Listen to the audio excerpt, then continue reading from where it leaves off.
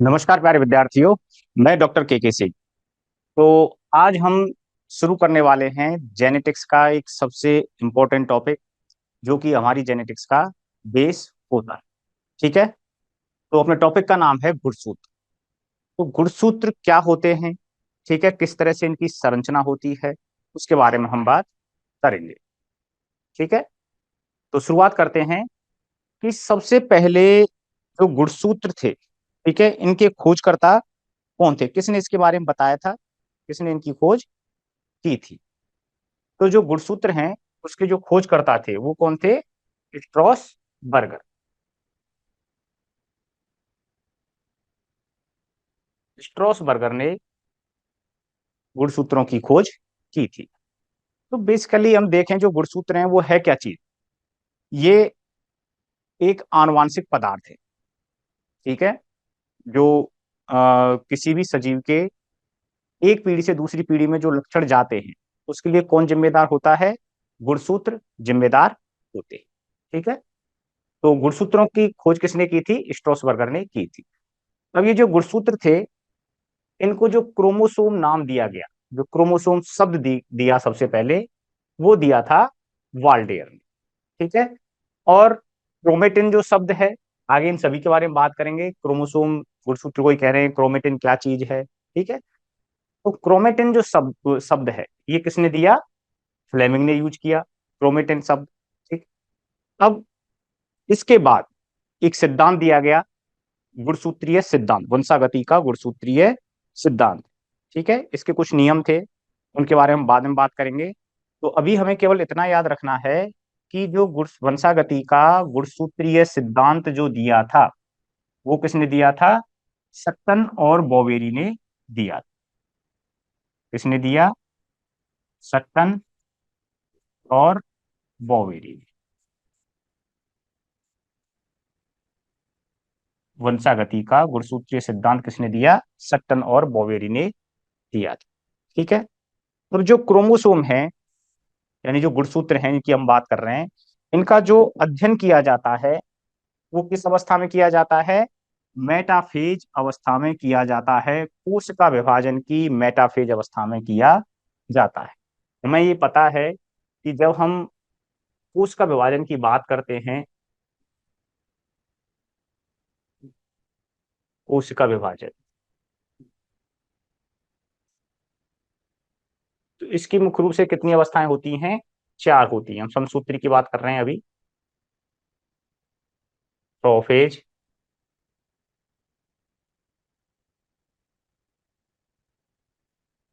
Metaphase, anaphase और telophase.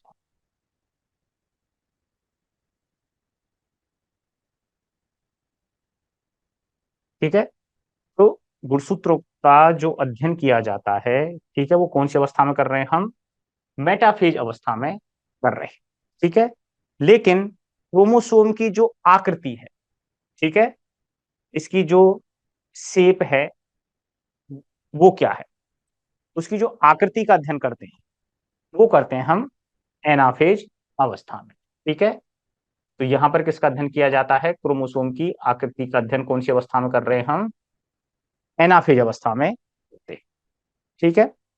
तो course mainly हम जो दो तरह के अध्ययन कर रहे हैं, एक तो गुणसूत्र का जो नॉर्मल अध्ययन किया जाता है, ठीक है, कि किस किस तरह का है, जो गुणसूत्र हैं, कौन कौन से गुणसूत्र हैं, तो उसका तो जो अध्ययन किया जाता है वो तो कौन सी अवस्था में कर रहे हैं हम? मेटाफेज अवस्था।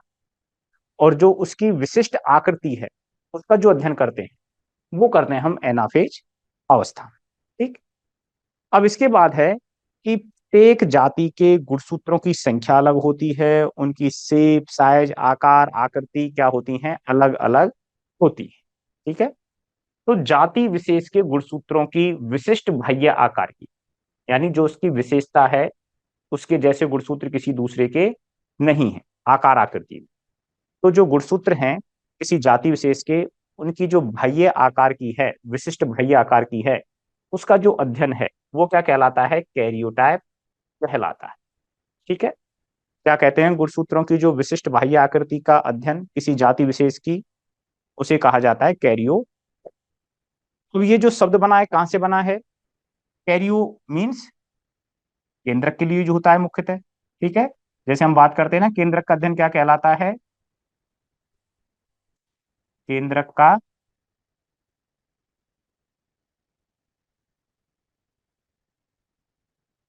केंद्रक का अध्ययन, केंद्रक के अध्ययन को क्या कहते हैं हम? कैरियोलॉजी कहते हैं।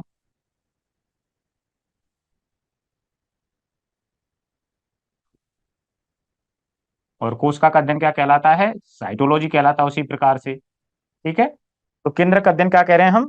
कैरियोलॉजी कह रहे हैं। और केंद्रक के अंदर ही क्या पाए जाते हैं? गुणसूत्र पाए जाते हैं। तो इन्हीं गुणसूत्रों की जो बाह्य आकार, विशिष्ट बाह्य आकार की का जो अध्ययन है, वही क्या कहलाता है? कैरियोटाइप। ठीक है, जो गुणसूत्र हैं वो किस टाइप के हैं। ठीक, इस तरह से आप समझें, इसको याद रख सकते हैं। केंद्रक के अंदर जो गुणसूत्र हैं उनका टाइप कैसा है, तो उसको क्या बोल रहे हैं हम? कैरियोटाइप कहते हैं।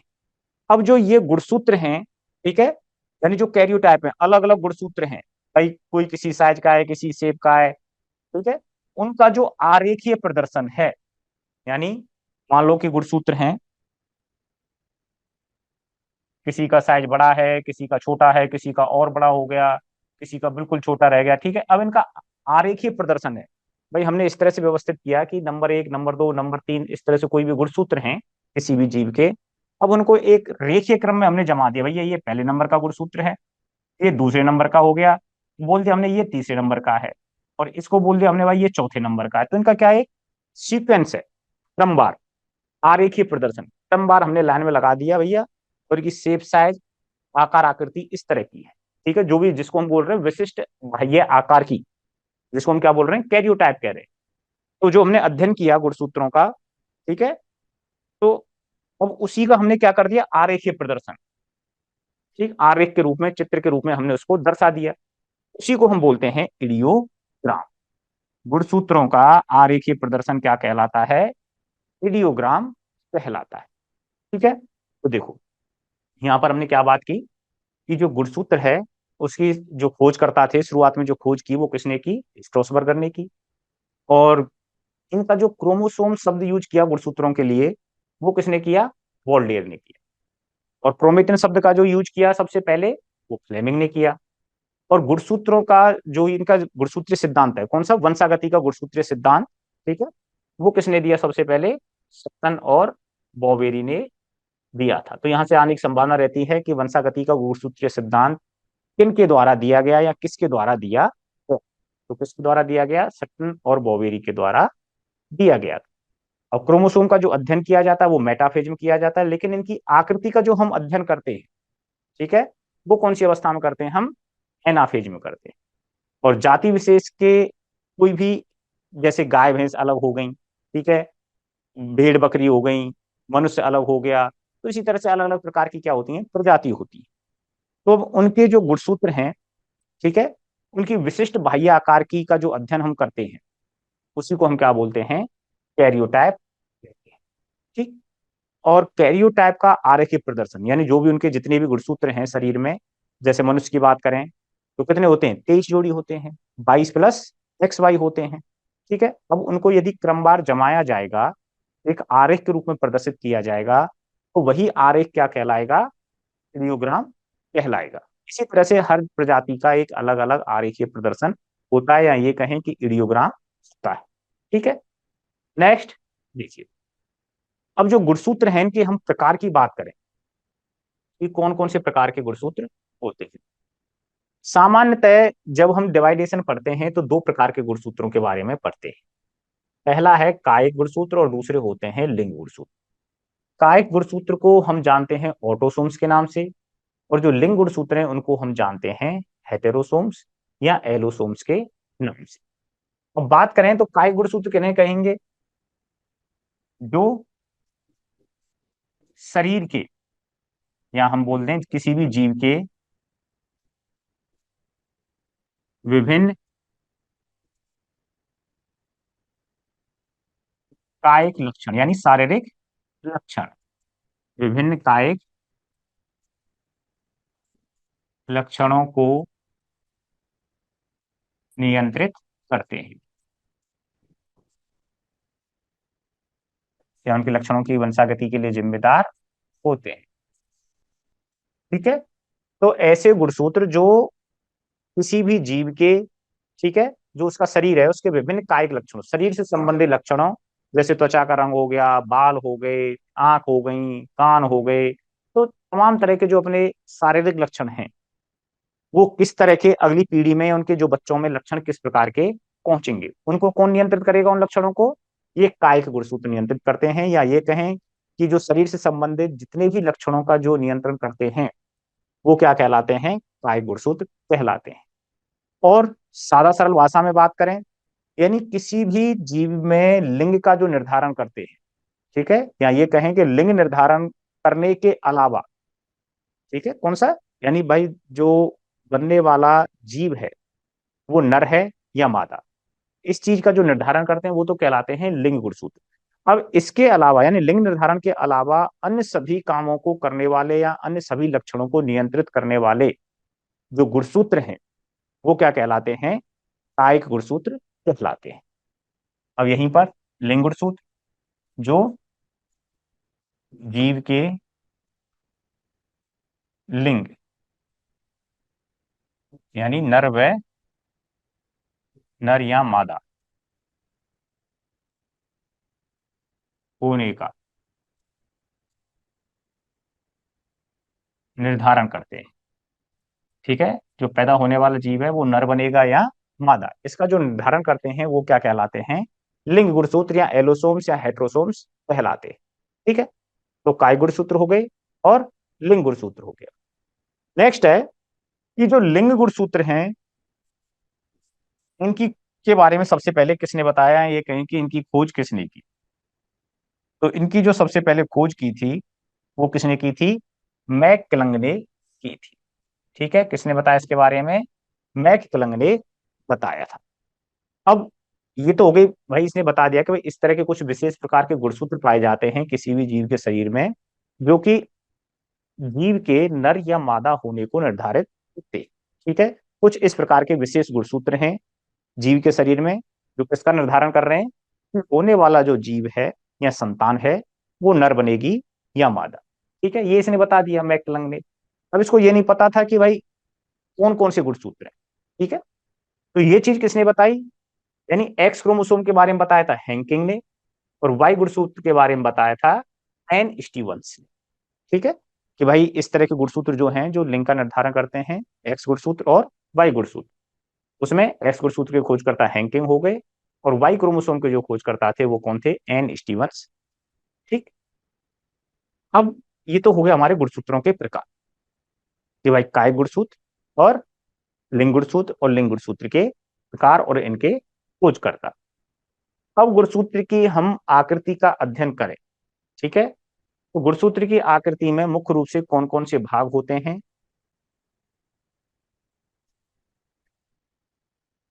चलिए देखो, इसके लिए हम यहाँ पे आते हैं। ये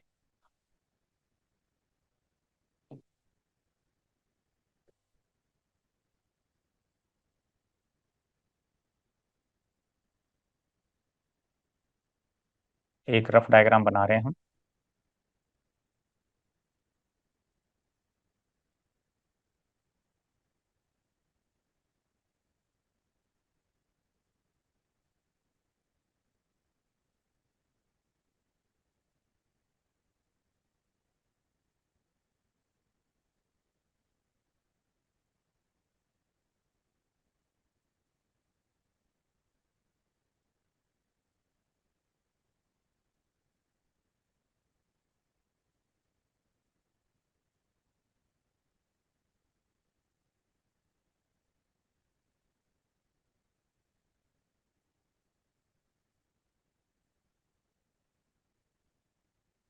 इस तरह से क्रोमोसोम होता है।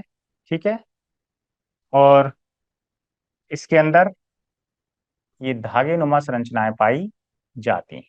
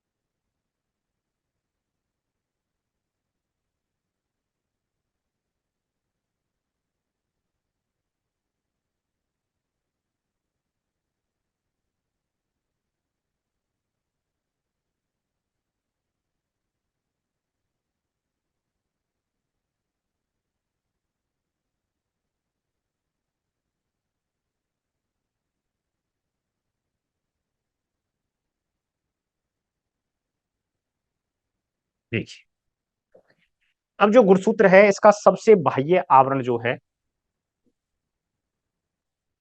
ये जो येलो येलो वाला हमने बनाया है, ठीक है, ये क्या कहलाता है? पेलिकल कहलाता है। गुणसूत्र का सबसे बाह्य आवरण क्या कहलाता है? पेलिकल कहलाता है। ठीक है। अब इसकी जो ये भुजाएं हैं, ठीक है, ये भुजाएं क्या कहलाती हैं? इसकी जो ये वाला भाग है, अंदर व्हाइट वाला भाग जो पूरा ये बना हुआ है, ये क्या है? क्रोमेटेड।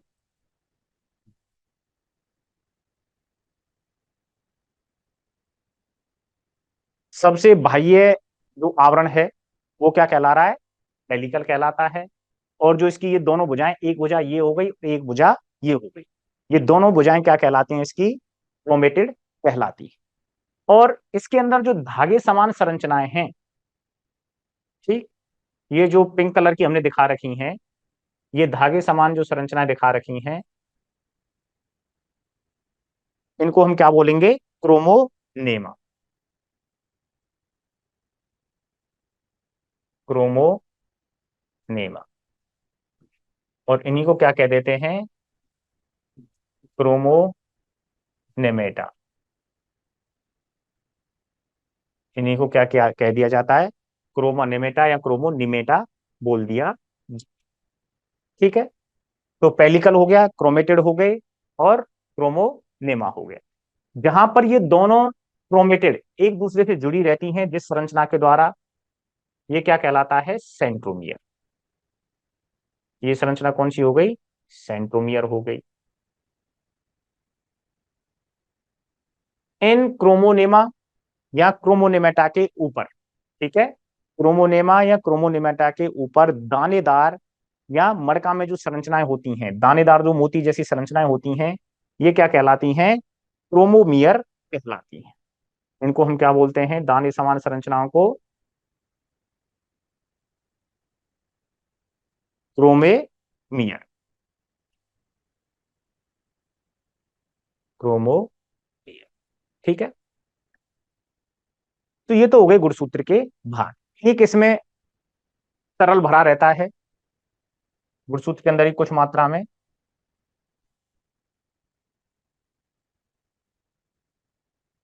इस तरह से देख देंगे हम, उसको हम कह देंगे मैट्रिक्स। इसको हम क्या कह देते हैं? मैट्रिक्स कह देते हैं। गुणसूत्रीय तरल या इसका जो जीव द्रव है वो क्या कहलाता है? मैट्रिक्स कहलाता है। तो ये संरचनाएं होती हैं किसी भी गुणसूत्र से संबंधित होती हैं। ठीक है।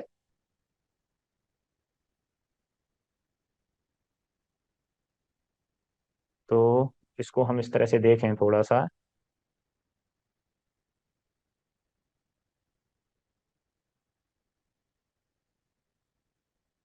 तो ये चीज क्या हो गई? गुणसूत्र की संरचना। गुणसूत्र की संरचना। तो इसकी संरचना से संबंधित कौन कौन सी चीजें आ गई? पेलिकल आ गया, मतलब ये क्या हो गया? बाह्य आवरण। बाह्य आवरण क्या कहला रहा है इसका? पेलिकल कहलाता है। गुणसूत्र की भुजाएं,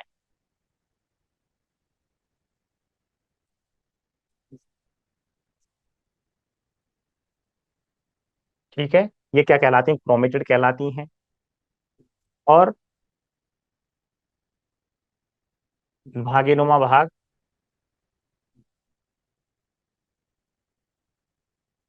या धागेनुमा संरचनाएं क्या कहलाती हैं? क्रोमोनिमिटा कहलाती हैं। क्रोमोमियर, क्रोमोनेमा पर मोती जैसी संरचनाएं क्या कहलाती हैं? क्रोमोमियर कहलाती है। ठीक है। अब कई बार जब हम सिंगल भुजा के बारे में हम बात करते हैं तो कुछ शब्द आते हैं, ठीक है, उसके बारे में हम ज्यादा बात नहीं कर रहे, केवल नाम नाम आप याद रखें कि ये संरचनाएं भी किससे संबंधित होती हैं? गुणसूत्र से संबंधित होती हैं। एक नाम आता है टीलोमियर। गुणसूत्र का अंतिम भाग क्या कहलाता है? टीलोमियर कहलाता है। ठीक है। इसी तरह से होता है द्वितीयक संकीर्णन। द्वितीयक संकीर्णन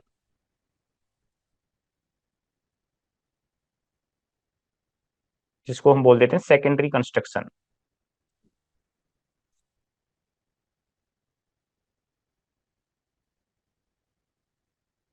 इसी तरह से प्राथमिक संकीर्णन हो जाता है।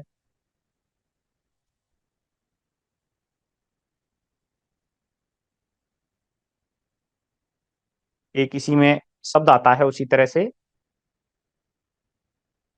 जिसको हम बोलते हैं सैटेलाइट।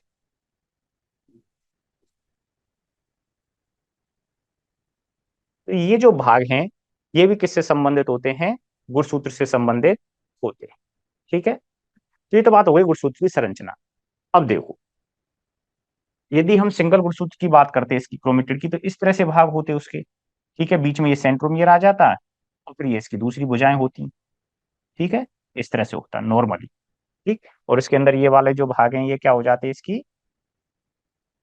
धागेनुमा संरचनाएं हो जाती, जिनको हम क्या कह रहे हैं? क्रोमोनेमा कहते हैं। अब जो ये सेंट्रोमियर है, इस सेंट्रोमियर की उपस्थिति के आधार पर गुणसूत्रों के प्रकार के बारे में बात करते हैं। कि जो सेंट्रोमियर है इसकी उपस्थिति कहाँ पर है? यानी ये जो सेंट्रोमियर है इस गुणसूत्र में बीचों बीच में हो सकता है, एक किनारे पर हो सकता है, किनारे से थोड़ा नीचे हो सकता है, या बीच में से थोड़ा नीचे हो सकता है। ठीक है। तो इसके आधार पर जो गुणसूत्र हैं उसके टाइप कौन कौन से होते हैं, तो यहां पर हम आगे बात करने वाले हैं कि सेंट्रोमियर की स्थिति के आधार पर गुणसूत्रों के का। तो सेंट्रोमियर की स्थिति के आधार पर जो गुणसूत्र हैं वो चार प्रकार के होते हैं। पहला है टीलोसेंट्रिक, दूसरा एक्रोसेंट्रिक, उसके बाद मेटासेंट्रिक, और चौथा होता है सब मेटासेंट्रिक। ठीक है। अब ये कैसे होते हैं देखो।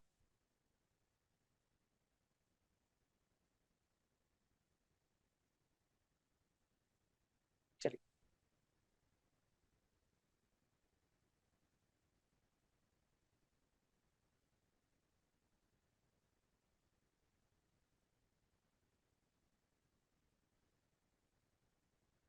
सेंट्रोमियर की स्थिति के आधार पर।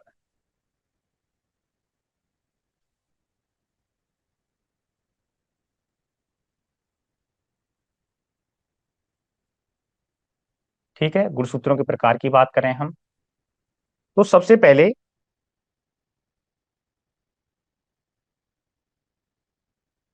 मान लो ये गुणसूत्र है,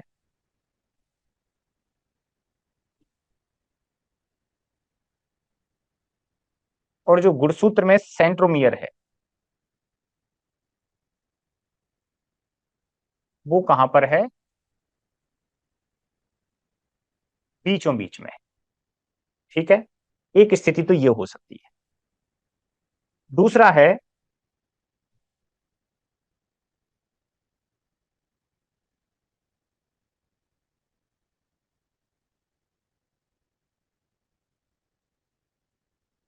जो गुणसूत्र है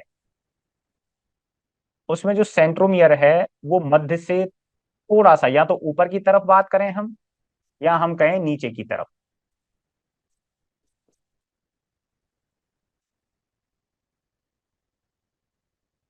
सेंट्रोमियर जो है वो या तो हम इस तरह से बना सकते हैं, या दूसरी स्थिति इसकी इस तरह से बन सकती है। वो कैसे भी करें वो, लेकिन वो आकृति तो सेम ही बनेगी। या तो हम कहें कि ये सेंट्रोमियर मध्य से ऊपर की तरफ खिसक गया है, या ये कहें कि हम थोड़ा सा नीचे खिसक गया है। इस तरह की बन सकती है।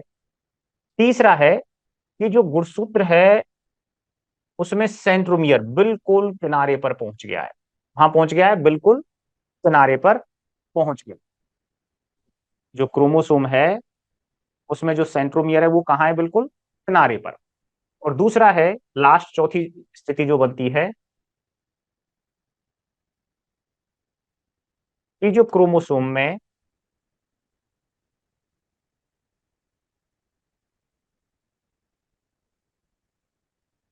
जो सेंट्रोमियर है वो किनारे से थोड़ा सा नीचे की तरफ है।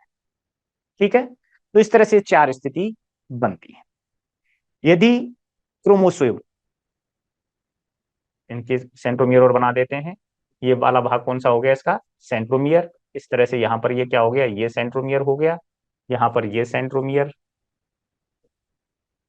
अब देख, जब सेंट्रोमियर बिल्कुल मध्य में होता है, ठीक है, तो ये स्थिति क्या कहलाती है, मेटासेंट्रिक कहलाती है। क्या कहलाती है, मेटासेंट्रिक, यानी जब सेंट्रोमियर क्रोमोसोम के बिल्कुल मध्य में स्थित होता है, तो यहां पर क्या होगा कि सेंट्रोमियर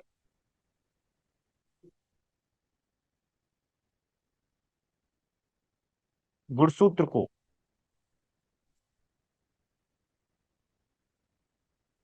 दो बराबर भुजाओं में बांटता है, दो बराबर भुजाओं या भागों में बांटता है।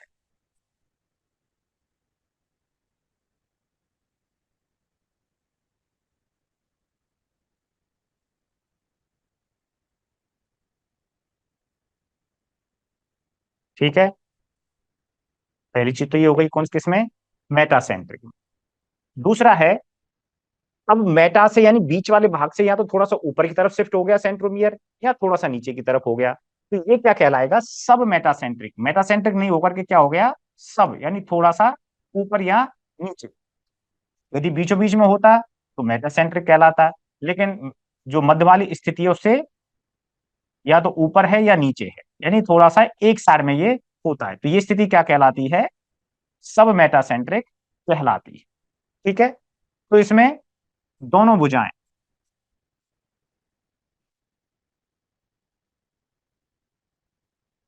असमान है। ठीक है, यानी एक बड़ी व एक छोटी, थोड़ा सा फर्क रहता है, छोटी बड़ी में कैसा फर्क रहता है, थोड़ा सा फर्क रहता है।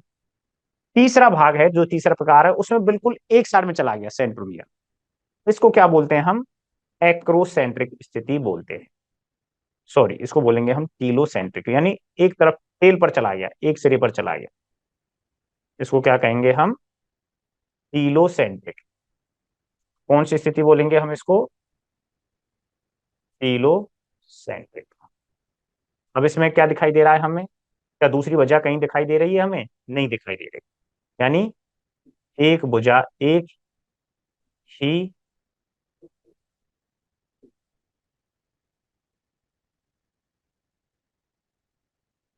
अत्यधिक बड़ी, अत्यधिक बड़ी एक भुजा उपस्थित। ठीक है, तो इसमें एक ही भुजा होती है, क्योंकि जो सेंट्रोमियर है वो कहां चला गया, किनारे पर चला गया। अब चौथा है एक्रोसेंट्रिक।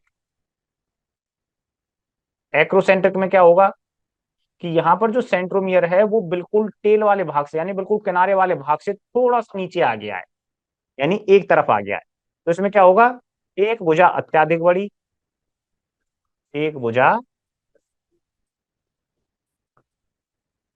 अत्यधिक बड़ी, वह दूसरी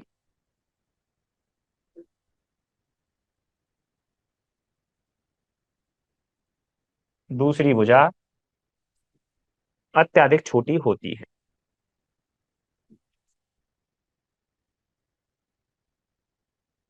अत्यधिक छोटी होती है। ये तो बात हो गई सेंट्रोमियर की स्थिति के आधार पर, उसके जो भुजा हैं और उसकी स्थिति। अब यहां पर दूसरा स्थिति आती है कि इनकी शेप किस तरह से बनेगी। ठीक है, अब जो मेटासेंट्रिक है उसमें जो शेप बनती है वो कौन सी बनती है, वी शेप। उसको हम क्या बोलते हैं, यानी सब मेटासेंट्रिक को हम किस नाम से जानते हैं, वी शेप गुणसूत्र के नाम से जानते हैं। क्यों है, क्योंकि जो वी लेटर है उसकी दोनों भुजाएं कहाँ हैं, सेम है। ठीक है, उस तरह से बन जाएगी कि भाई ये दोनों भुजाएं समान हो गई और ये क्या हो गया यहाँ पर, सेंट्रोमियर हो। ठीक है, तो इस वजह से मेटासेंट्रिक को वी शेप गुणसूत्र के नाम से जाना जाता है। ठीक। दूसरा है सब मेटासेंट्रिक। इसको हम किस नाम से जानते हैं? इसको हम बोल देंगे हमारे एल शेप गुणसूत्र के नाम से। इससे बोल देंगे हम इसको एल शेप। ठीक है। और टीलोसेंट्रिक को हम किससे बोल देंगे? अंग्रेजी का जैसे आई बनाते हैं ना हम, इस तरह से बनाते हैं आई को, एक डॉट लगा देते हैं ऊपर, तो इसलिए इसको क्या बोल देंगे हम? आई शेप के नाम से इसको जानते हैं। या ये कहें कि टीलोसेंट्रिक की जो आकृति होती है वो अंग्रेजी के किस लेटर के समान होती है? आई के समान होती है। वहीं एक्रोसेंट्रिक की बात करें तो ये किसके समान है? अंग्रेजी के जे लेटर के समान होती है, जिसमें एक भुजा अत्यधिक बड़ी और दूसरी भुजा अत्यधिक छोटी होती है। तो ये कैसा हो जाता है? जे शेप हो जाता है। तो इस तरह से सेंट्रोमियर की स्थिति के आधार पर जो गुणसूत्र हैं उनकी अलग अलग शेप बनती है। ठीक। तो ये बात हो गई हमारी सेंट्रोमियर की स्थिति के आधार पर। मेटासेंट्रिक, जिसमें जो क्रोमोसोम है, गुणसूत्र है, उसकी दोनों भुजाएं सेम रहती हैं। सब मेटासेंट्रिक, जिसमें एक भुजा मतलब दोनों भुजाएं असमान होती है, थोड़ा सा अंतर रहता है दोनों भुजाओं की लंबाई में, क्योंकि सेंट्रोमियर जो बीच वाली पोजीशन है उससे या तो थोड़ा सा ऊपर चला जाएगा या थोड़ा सा नीचे आ जाएगा। ठीक है। और टीलोसेंट्रिक में सेंट्रोमियर बिल्कुल एक किनारे पर चला जाता है। सेंट्रोमियर है एक किनारे पर चला जाता है, और उसकी जो शेप बनती है वो कैसी बनती है? अंग्रेजी के आई लेटर के समान बनती है। और फिर है एक्रोसेंट्रिक, जिसमें जो सेंट्रोमियर है किनारे से थोड़ा सा नीचे आ जाता है। ठीक है। भुजा में कहा जाता है थोड़ा सा नीचे, जिसकी वजह से एक भुजा अत्याधिक बड़ी और एक भुजा अत्याधिक, ये तो अत्याधिक बड़ी होकर ये अत्याधिक छोटी हो जाती है। जिसे हम किस लेटर से तुलना करते हैं इसकी? एक्रोसेंट्रिक की हम अंग्रेजी के जे लेटर से इसकी तुलना की जाती है, या अंग्रेजी के जे लेटर के समान इसकी शेप होती है। ठीक है। अब देखिए गुणसूत्र की संरचना के कुछ भाग की बात करें हम, तो जो क्रोमेटिड हैं, ठीक है, इसके अंदर जो धागे समान संरचनाएं हैं उन्हीं को हम क्या बोल रहे थे? क्रोमोनेमा कह रहे थे। ठीक है। और ये जो क्रोमोनेमा है ये किसके बने होते हैं? डीएनए के और हिस्टोन प्रोटीन के बने हुए रहते हैं। किसके बने रहते हैं ये? क्रोमोनेमा जो है धागे समान जो संरचनाएं हैं, डीएनए और हिस्टोन प्रोटीन के बने हुए रहते हैं। और क्रोमोनेमा तंतुओं पर दानेदार संरचनाएं जो होती हैं उन्हीं को हम क्या बोल रहे थे? क्रोमोमियर कह रहे थे, जिसके बारे में हम पहले चर्चा कर चुके हैं। ठीक है। अब देखो कुछ स्पीसीज हैं, अलग अलग स्पीसीज में नंबर ऑफ क्रोमोसोम अलग अलग होते हैं। तो सबसे पहले हम बात करें तो जो बिल्ली और सुअर हैं उसमें नंबर ऑफ क्रोमोसोम कितने होते हैं? 38 होते हैं। दूसरा है स्वैम्प बफेलो, यानी दलदली भैंस। स्वैम्प का मतलब क्या हो गया? दलदली।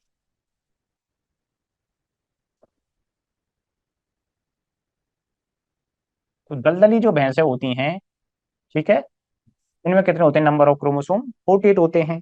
रिवरैन बफेलो, ठीक है, साफ पानी वाली भैंसें, साफ पानी वाली भैंसें, इनमें कितने होते हैं? 50 होते हैं। भेड़ में 54 होते हैं। गाय और बकरी, गाय में भी 60 क्रोमोसोम पाए जाते हैं और बकरी में भी 60 क्रोमोसोम पाए जाते हैं। गधे में 62, घोड़े में 54, और जो खच्चर है जिसे हम क्या बोलते हैं? यहीं पर हम बोल सकते हैं म्यूल या हिनी, क्योंकि दोनों ही गधा और घोड़ा के क्रॉस से उत्पन्न होते हैं। ठीक है। तो इन दोनों में नंबर ऑफ क्रोमोसोम कितने होते हैं? म्यूल या हनी में 63 होते हैं, घोड़े में 64 होते हैं। तो ये दोनों की क्रॉस हैं और ये कैसा होता है? बांझ होता है। ठीक है।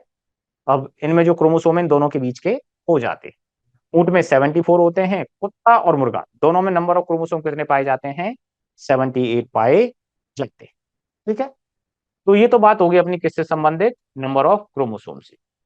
तो क्रोमोसोम के बारे में तो ये चीज हम पूरी कर चुके हैं। ठीक है।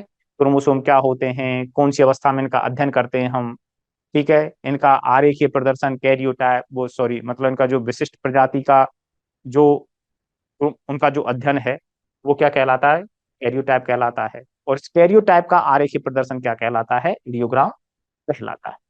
उसके बाद गुणसूत्रों के प्रकार, दो प्रकार के हैं, कायिक गुणसूत्र और लिंग गुणसूत्र। जो कायिक लक्षणों का नियंत्रण करते हैं कायिक गुणसूत्र, जो लिंग का निर्धारण करते हैं वो लिंग गुणसूत्र। लिंग गुणसूत्र दो प्रकार के हो गए, एस गुणसूत्र और वाई गुणसूत्र। एस गुणसूत्र के बारे में किसने बताया, हेंकिंग ने बताया। और वाई क्रोमोसोम के बारे में एन स्टीवन ने बताया। और लिंग गुणसूत्र के बारे में मैकलंग ने बताया।